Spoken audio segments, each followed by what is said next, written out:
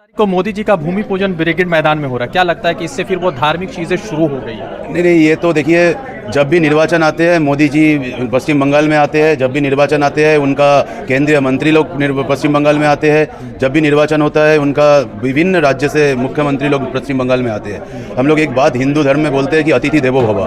अतिथि जब हमारे बीच आते हैं तो हम लोग उनका स्वागत करते हैं, लेकिन मेरा सिर्फ यही कहना है कि जब बंगाल के आदमी को या कोई भी जगह का आदमी को जब परेशानी होती है तब हमारे प्रधानमंत्री को एक अमाउंट इनका अकाउंट में दिया जाएगा। ये काबिल तारीफ सिर्फ नहीं, ये बहुत ही अभिनव और बहुत ही यूनिक एक आइडिया है। ये ममता बनर्जी सबके बारे में सोचती है और आप लोग देखें, जब से ममता बनर्जी सत्ता संभाले हैं, पहले स्वास्थ्य साथी बोलिए या लक्ष्मी भंडार बोलिए या अभी नया ये कर रहा है बंगाल का लिए। पहले बंगाल को आगे आने दीजिए, उसका बाद तो पूरा भारतवर्ष के लिए दीदी आएगा। आपके टिकट का क्या मतलब? हम नहीं जानते।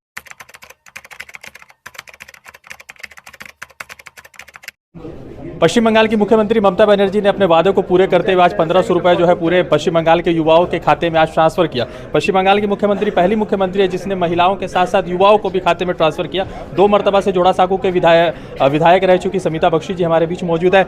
मैडम, सवाल यह है कि पश्चिम बंगाल की मुख्यमंत्री ने अपना वादा पूरा किया, क्या बंगाल की जनता चौथी मरतबा उनको वोट देकर वादा को मुकम्मल करेगी? बंगाल का जनता चतुर्थ बार के लिए मुख्यमंत्री बनाने के लिए ममता बनर्जी को सब कोई तैयार है। ममता बनर्जी रहेगा तो बंगाल का उन्नयन भी बढ़ेगा, आम जनता भी सुखी रहेगा। भूमि पूजन के लिए 14 तारीख को प्रधानमंत्री आ रहे ब्रिगेड मैदान में।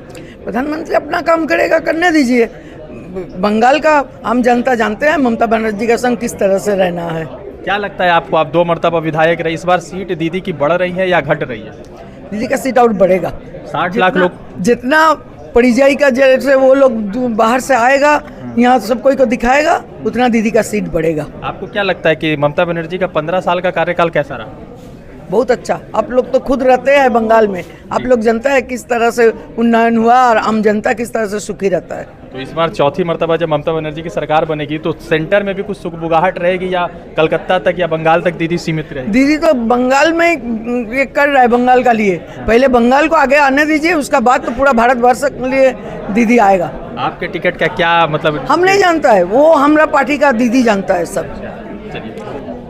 पश्चिम बंगाल में ममता बनर्जी ने लगातार जितने वादे किए थे उन वादों पर पश्चिम बंगाल की मुख्यमंत्री खड़ी उतर रही है। पश्चिम बंगाल में 1500 रुपये करके युवा साथी का स्कीम पूरे पश्चिम बंगाल के युवाओं के खाते में जिनकी उम्र 40 साल से कम है और 21 से ज़्यादा उनको आ रहा है। सोमा बख्शी जी है तृणमूल यूथ कांग्रेस। पूरे पश्चिम बंगाल में जो कि आपके पापा को भी विधायक बनने का मौका मिला, माताश्री को 2 मरतबा विधायक बनने का मौका मिला। 1500 रुपये कितना बड़ा पश्चिम बंगाल में दीदी का मास्टर स्ट्रोक है?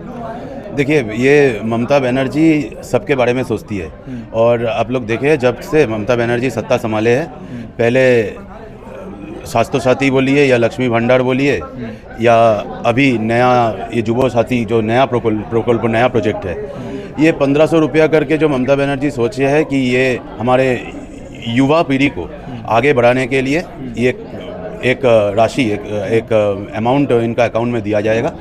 ये काबिल तारीफ सिर्फ नहीं, ये बहुत ही अभिनव और बहुत ही यूनिक एक आइडिया है, क्योंकि हम लोग यही चाहते हैं कि हमारे समाज में हम लोग बोलते हैं कि youth is the nuclear of the society. तो अगर यूथ स्ट्रांग होगा तो समाज स्ट्रांग होगा, यूथ स्ट्रांग होगा तो प्रदेश स्ट्रांग होगा, यूथ स्ट्रांग होगा तो देश स्ट्रांग होगा। तो यही ममता बनर्जी का सोच है। ममता बनर्जी सबके लिए सोचते हैं और यही फिर से ममता बनर्जी एक बार फिर से प्रमाण किए हैं और युवा पीढ़ी को ममता बनर्जी अपने हिसाब से आगे बढ़ाने के लिए ये मदद कर रहे हैं। अभिषेक बनर्जी आप लोगों के नेता है, वो कहते हैं कि हम इस बार 250 क्रॉस कर रहे हैं, तो नहीं लगता है कि 60 लाख वोट कटने के बाद 250 का आंकड़ा थोड़ा सा मुझे लगता है कि नहीं हो पाएगा? नहीं, हम तो ये बात बोल रहे हैं कि अगर हम तो ये बात बहुत पहले भी बोल चुके हैं कि हमारे नेत्री और हमारे नेता ममता बनर्जी और अभिषेक बनर्जी जब ये बात बोल चुके हैं कि 2021 में हम लोग को जितना सीट मिला था उससे सीट हम लोग का बढ़ेगा और वोटिंग परसेंटेज भी बढ़ेगा, ये हमारे नेता भी बोले हैं, हमारे नेत्री ममता बनर्जी भी बोले हैं। तो हम तो यही बोलते हैं कि अभी 250 हो या 250 का नीचे हो, 250 का ऊपर हो, ये सब सोचने का कोई जगह नहीं है। हम लोग जैसे तृणमूल कांग्रेस का सिपाही है, जो ममता बनर्जी का सिपाही है, अभिषेक बनर्जी का सैनिक है, हम लोग का दायित्व और भी बढ़ गया है कि हमारे नेता चाहते हैं कि ये सीट बढ़े, हमारे नेत्री चाहती है कि सीट बढ़े।